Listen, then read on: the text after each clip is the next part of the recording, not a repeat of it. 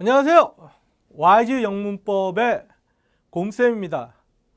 영어 참 어렵습니다. 영어 투자하는 시간에 비해 실력도 잘 안 오르고 점수도 잘 안 나옵니다. 그렇죠? 네. 그거는 영어가 우리말과 다른 외국어이기 때문에 우리가 많이 낯설어서 그런데요. 자, 그래서 곰쌤의 YG 영문법에서는 알기 쉽고 이해하기 편하고 한번 익혀두면 영어 문장을 해석하는데 아주 유익한 영문법을 우리 함께 같이 공부해 보기로 하겠습니다. 네. 자, 보통 우리가 영어를 공부할 때 영어 하나의 문장에 있는 그 단어들을 다 해석해 놓고도 해석이 안 됩니다. 그렇죠? 그래서 영문법을 이제 공부하고자 큰 마음을 먹는데 가지수도 많고 뭐 어디서부터 시작일지 막막합니다. 그래서 자, 오늘은 첫 시간으로 여러분과 함께 영어 문장 구조에 대해서 공부를 한번 해보기로 하겠습니다. 영어 문장 구조. 영어를 공부할 때 아주 기초 중에 기초죠. 네, 그렇습니다. 보통 우리가 영어 문장 구조에 대해서 많이 들어봤을 겁니다. 하지만 이거는 아주 very 네, 중요한 공부입니다. 왜냐하면요, 영어 문장 구조, 이것은 영어 문장을 해석할 때 그 방향을 결정하는 아주 중요한 역할을 하기 때문입니다. 건물로 비유하자면 기초, 기둥 그런 거고요. 사람의 인체로 비유하자면 골격, 즉 뼈대입니다. 그래서 반드시 이해하고 넘어가야 될 개념인 겁니다. 네. 자, 그래서 우리는 보통 이제 영어 문장 구조를 공부할 때 영어 문장 구조는 주어 자리와 동사 자리로 시작한다라는 말을 많이 듣습니다. 네. 자, 주어 자리 그리고 동사 자리로 시작한다라는 말을 많이 듣죠. 이거는 해석으로 따지면 주어는 동사한다라고 해석하는 부분입니다.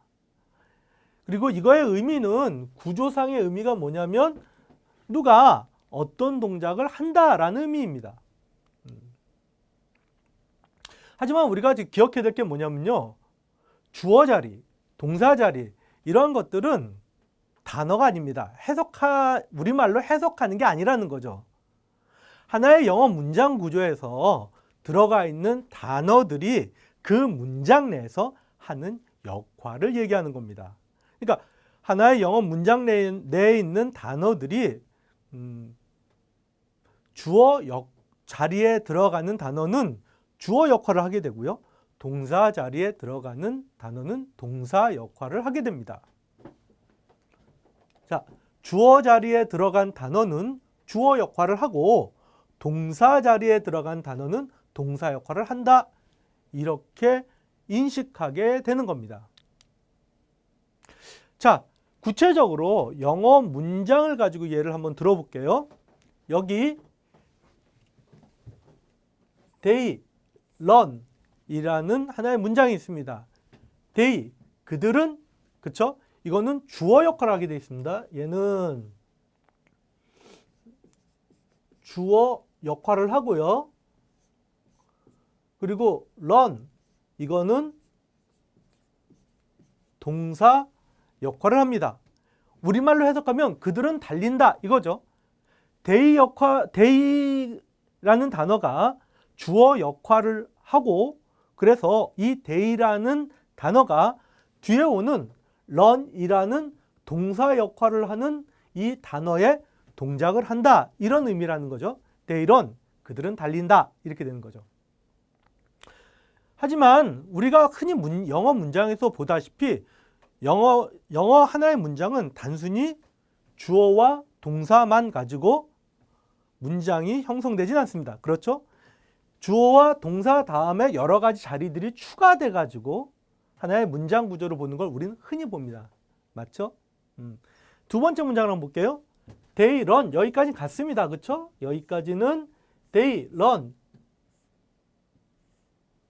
자, 얘는 주어죠. S, 보통 이제 영어로 약자로 S라고 표시하잖아요. 그 다음에 얘는 뭡니까? 동사입니다. 그래서 V라고 합니다. 그렇죠? 그런데 첫 번째 문장과 달리 두 번째 문장은 fast라는 단어가 붙어 있습니다. fast 뜻이 뭐죠? 네, 빠르게라는 뜻이죠. 이건 뭡니까? run에 대해서 보충 설명을 해주고 있습니다. run인데 어떻게 run해? fast하게 run한다 이거죠. 해석을 하면 그들은 빠르게 달린다 라고 해석이 됩니다. fast는 뭡니까? run이 어떤 식으로 진행하는가를 설명하는 거죠. 자, 우리가 여기서 굉장히 중요한 문장 구조의 포인트를 하나 지금 설명드린 건데요. 무슨 소리입니까? 영어는 주어 자리와 동사 자리로 시작합니다. 하지만 동사 자리에 오는 단어에 의해서 그 단어가 필요한 내용이 뒤에 더 붙게 됩니다. 그러니까 동사 자리에 오는 단어의 뜻에 의해서 좀 더 필요한 내용들이 발생을 하게 되고요. 그래서 동사의 의미에 의해서 추가적인 내용들이 뒤에 더 붙는다. 이렇게 되는 겁니다. 자, 그러면 좀 더 그 말을 구체적으로 한번 설명을 해볼게요. 자, 여기 지금 두 개의 문장이 있습니다. A번 문장은요, They are apples 이렇게 돼 있죠. B번 문장은 They send apples 이렇게 돼 있습니다. 자, A번 문장에서 온 they 얘는 주어죠. 그렇죠? B번 문장 얘도 주어입니다. 그 뒤에 동사들이 와 있네요. 그렇죠? 그 뒤에 동사들이 와 있습니다. 그렇죠? 자, 좀 더 구체적으로 A 문장, B 문장을 따라 한번 설명을 해볼게요. They are apples. 그들은 뭐뭐다 이 소리죠. 여기 뭐뭐다 이런 뜻입니다. 그 다음에 사과들 이렇게 돼 있죠. 사과들. 그러니까 그들은 뭐뭐다 사과들 이렇습니다. 우리말로 해석하면 그들은 사과들이다 라고 해석이 됩니다. 그렇죠? 그 다음에 B번 문장 그들은 send 보낸다 이런 뜻입니다. 그렇죠? 보낸다 이런 뜻이고요.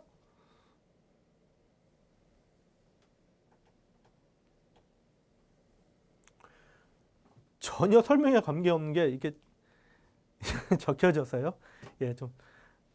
자, 보낸다 이런 뜻이죠. 그 다음에 뭡니까? 애플즈. 그래서 사과들을 이렇게 해석이 됩니다. 자, 그들은 보낸다. 사과들 이렇게 돼 있죠. 해석은요. 그들은 사과들을 보낸다. 이렇게 해석이 됩니다. 자, 여기서 잠깐 우리가 봐야 될 게 뭐냐면 A번 문장과 B번 문장은 they와 apples라는 단어를 공통으로 가지고 있죠. 그렇죠? 그런데 A와 B 문장이 같습니까? 아니죠. 서로 전혀 다른 뜻입니다. 자, 조금만 더 자세히 볼게요. A도 they, B도 they, A도 apples, B도 apples 이렇게 되어 있습니다. 그런데 A, B 문장은 다릅니다. 볼까요? A번에서 오는 apples는 they의 정체를 얘기해 주고 있습니다. 자, 그들은 뭐뭐다? 뭐라고요? 사과들이라고요. 그러니까 a라는 이 비동사, 이건 비동사잖아요. 그렇죠? a라는 비동사 뒤에 오는 apples는 they를 설명해 주고 있습니다. 하지만 B라는 문장에서 they send, 그들은 보낸다 이렇게 돼 있죠? 자, 그들은 보낸다 그러고 뒤에 send 뒤에 apples가 오는데 이 apples는 they를 설명하는 말, they가 누구냐를 설명하는 말이 아니라 이 B번 문장의 apples는 they가 send할 때 send한 내용, 즉 send한 내용, 보내는 내용이 뭐냐, 즉 보내는 물건이 뭐냐를 말해주는 겁니다. 그들은 보냅니다. 뭘 보낸다고요? 사과들을 보낸다라고 하는 겁니다. 자, 이 두 문장에서 they, apples라는 공통어를 가지고 있지만 어떻습니까? 두 번째 자리에 온 동사에 의해서 내용 자체가 180도 서로 확 달라지는 거죠. 그렇죠? 아까쯤에 말씀드렸지만, 자, 처음으로 한번 돌아가 볼게요. 아까쯤에도 말씀드렸지만 문장은 주어 자리와 동사 자리로 이루어집니다. 하지만 아까쯤에 run 다음에 fast가 붙은 이유는 run을 설명하려고 fast가 붙었죠. 자, 여기에 나오는 A, B 문장 두 개는 어떻습니까? 애플주라는 거는 A번 문장에선 아라는 동사, 즉 뭐뭐다라는 뜻을 가진 동사 때문에 아 뒤에 오는 애플주는 어떻습니까? 데이의 정체를 얘기하고 있습니다. 데이, 그들이 누굽니까? 그것들이 누굽니까? 사과들이라고요. 하지만 B번 문장은 어떻습니까? They send, 즉 두 번째 온 동사가 보내다라는 뜻이고 이때 send는 they가 하는 동작이죠. 우리는 they send만 가지고선 뭐야? 뭘 보내? 라고 의문점을 갖게 됩니다. 그렇죠? 그러니까 애플즈라는 단어를 send 뒤에 놓음으로써 이 애플즈는 they가 send하는 동작의 대상이 뭐냐? 즉 they가 send할 때 무슨 물건을 보내는가를 알려주는 단어가 되는 겁니다. 자, 이렇게 우리가 기억해야 될 게 뭐냐면 하나의 문장 구조는 주어 자리와 동사 자리로 시작하지만 동사에 의해서, 동사의 내용에 의해서 필요한 내용들이 이렇게 뒤에 추가적으로 붙어서 하나의 문장을 완성하게 된다라는 걸 우리가 기억하자고요.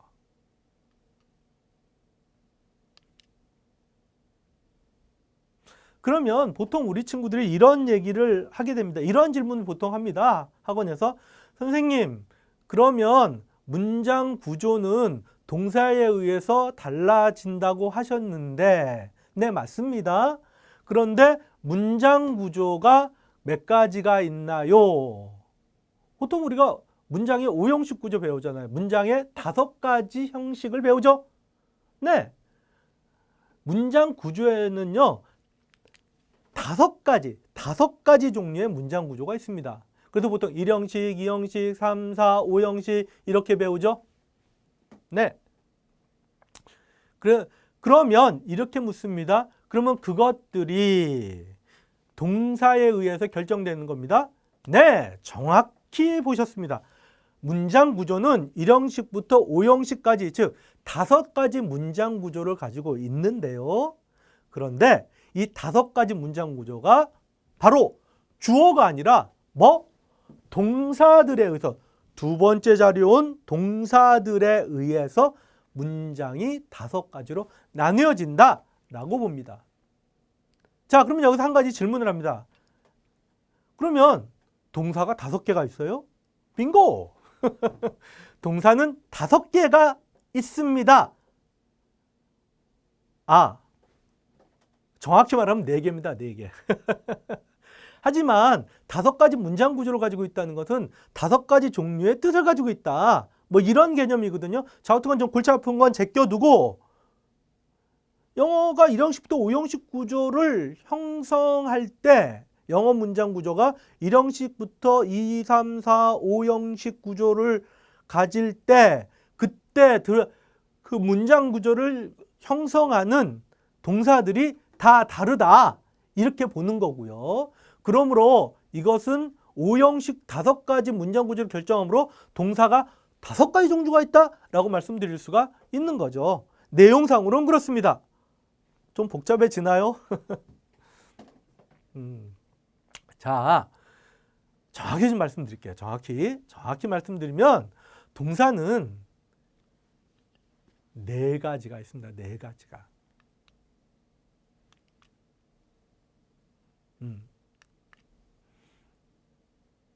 4가지가 있고요.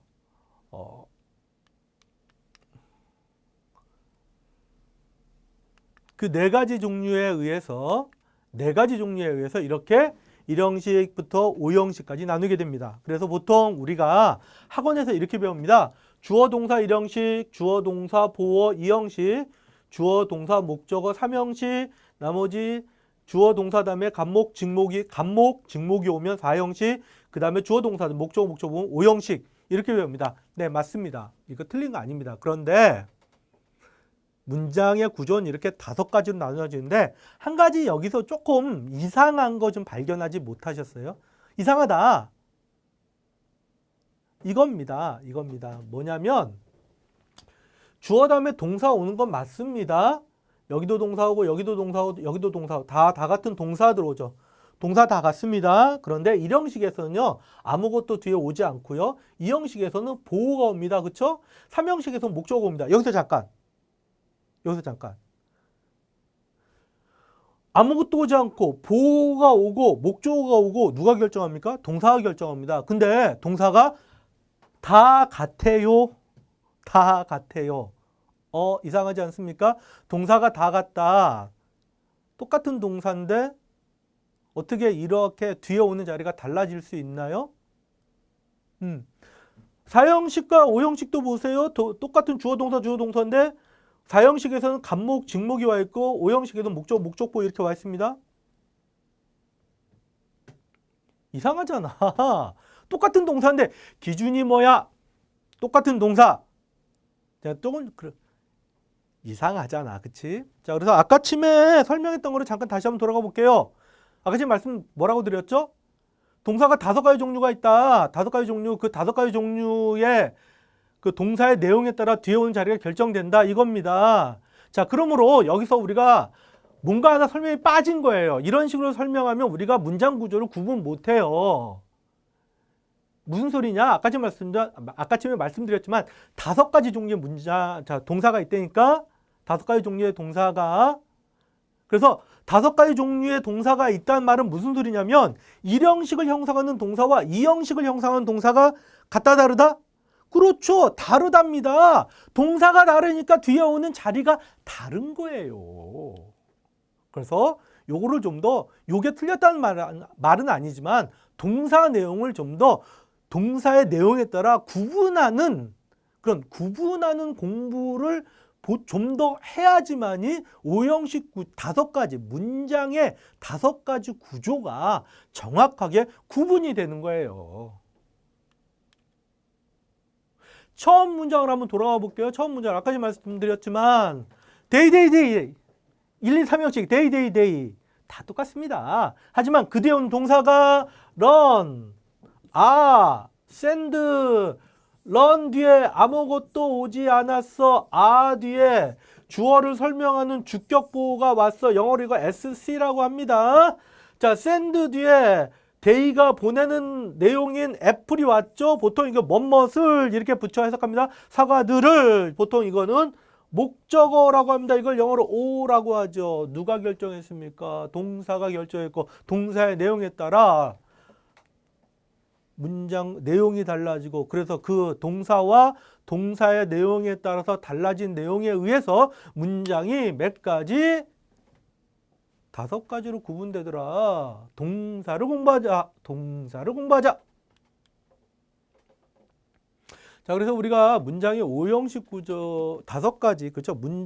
영어 문장의 5가지 구조를 공부하기 위해서는 기본적으로 그리고 근본적으로 그 문장 구조를 결정하는 동사와 그 동사의 내용에 대해서 공부를 해야 됩니다.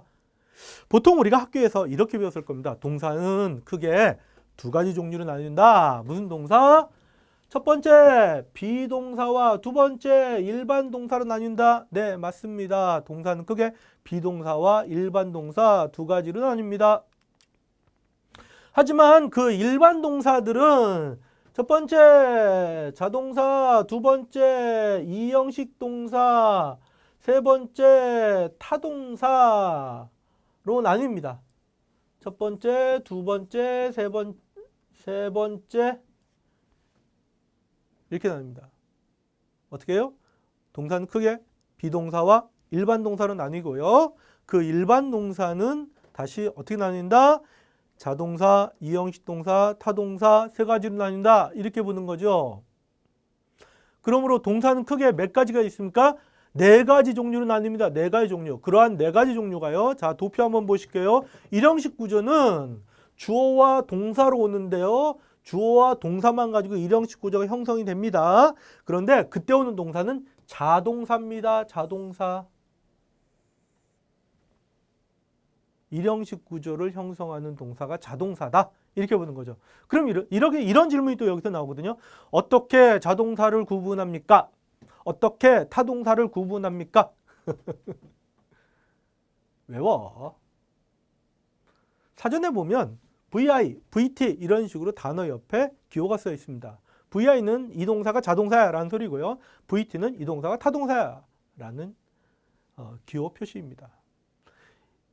이거는 그러면 그 동사를 뭐 사전 다 찾아가지고 다 외워라? 그건 아닙니다. 여러분 우리 교과서 있잖아요. 교과서, 그다음 수능 교재, 그다음에 EBS 교재 거기에 나와 있는 동사들만 다 정리해서 외우죠. 그러면 동사의 무적이 되고, 동사의 무적이 되는 사람들은 문법의 무적이 되는 겁니다.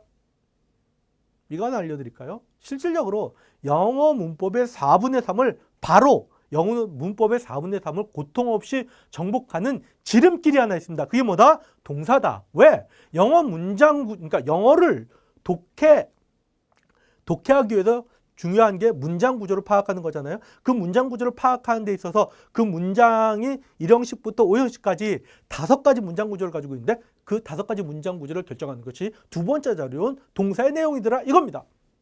그러면 그 문장 구조에 대해서 공부를 할 때, 문장을 독해할 때, 이 문장에서 두 번째 자리 동사가 뭐니까, 이게 자동사니까, 타동사니까, 비동사니까, 이걸 딱 구분해서, 그러면 이게 1형식, 자, 주어 자동사니까 1형식이구나. 그래서 1형식의 해석 요령에 따라서 문장을 독해를 하게 되는 겁니다. 그러므로 그거는 여러분이 만나는 문장마다 동사를 따로 이게 자동사야, 이게 2형식 동사야, 이게 타동사야를 정리해서 외우시는 게 가장 지름길이고요. 그것이 영어 공부를 가장 쉽게 고통 없이 할 수 있는 가장 좋은 방법 중에 하나입니다. 아셨죠? 아셨죠? 그거는 급히 서두를 게 없이 천천히, 여러분들 공부 많이 하시잖아요. 그렇죠? 영어 공부 많이 하실 때 그걸 좀 귀찮고 짜증나지만 하나하나 따로따로 좀 정리를 해서 그걸 좀 신경 써서 외우시면 금방 가, 금세 가. 시간 안 들이고 노력 안 들이는 공부가 어디 있습니까? 그렇잖아요. 자, 그래서 본론으로 돌아가서요. 본론으로 돌아가서 1형식 구조는 주어와 자동사로 되어 있습니다. 그리고 2형식 구조는 주어, 비동사, 주격보 구조로 이루어져 있고요.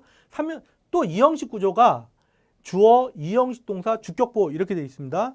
3형식 구조는 주어 다음에 타동사가 옵니다. 타동사가 오고 타동사 때문에 목적어가 옵니다. 4형식 구조는요. 주어, 타동사, 이 타동사에 의해서 타동사의 내용에 의해서 간접 목적어, 직접 목적어 이렇게 오게 됐습니다. 5형식 구조는요. 주어 다음에 타동사가 오고요. 이 타동사의 내용에 의해서 목적어, 목적보 이렇게 형성되어 있습니다. 이렇게 해서 문장의 5가지 구조가 형성되는 거예요. 이렇게 해서 문장의 5가지 구조가 형성되는 겁니다. 아셨죠? 네. 자, 오늘 공부는 여기까지입니다. 문장의 5가지 형식에 대해서 배우는데요. 다시 한번 말씀드리지만 이거는 왜 중요하다? 영어 문장을 독해할 때 주어와 동사로 구성되어진 문장의 기본 구도 다음에 동사 내용에 따라서 뒤에 오는 자리가 결정되기 때문에 이러한 5가지 문장 구조가 형성되고 요걸 제대로 알아야지만이 우리가 영어의 독해를 할 수 있기 때문이다. 이렇게 보시면 됩니다. 자, 여기까지 오시느라 수고 많으셨습니다. 자, 이거 굉장히 중요한 공부인데요. 자, 다음 시간에는요. 여러분과 함께 1형식부터 5형식, 1형식부터 한 형식마다 좀 철저하게 예문을 들어서 그 다음에 거기에 해당되는 동사들과 함께 1형식부터 한번 공부를 한번 해보겠습니다. 그래서 시리즈로 1형식부터 5형식까지요. 쭉 한번 여러분과 함께 공부를 해보겠습니다. 영어요. 어렵지 않습니다.